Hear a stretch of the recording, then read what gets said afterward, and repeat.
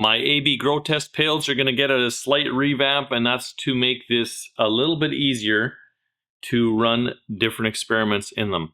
Hopefully it'll allow for faster cleanup going forward, and I'm hoping to be able to peel the whole lid off and have all the roots exposed instead of risking damaging like I've been doing in the past.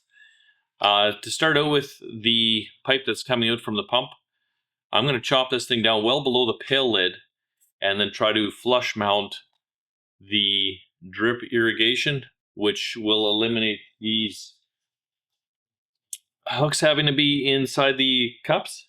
And I'm also hoping, if I do some changes with the perlite, that I can eliminate the cheesecloth that I've been having to use in the past as well. Alright, so here's what that looks like so far. It's got a much shorter top on it, and when this sits in the pail, these are all going to be flush mount, so I don't have to worry about securing them. They're just going to go right into the pots. Alright, so here's what the finished pail looks like from the top. This is kind of how things are going to go going forward. So the plus side of this is when the experiment is done, we can just lift this whole thing out and we can see our the root mass and the growth without damaging them, pulling them through that small hole in the top of the lid. Alright, so this is kind of the before and after. I like the additional, this getting out of the way too. The plants can kind of occupy that a little bit more.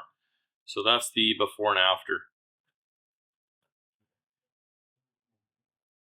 So the only thing left to do, change this one up to match this one so the two pails are identical, and the first experiment is going to be hopping in there.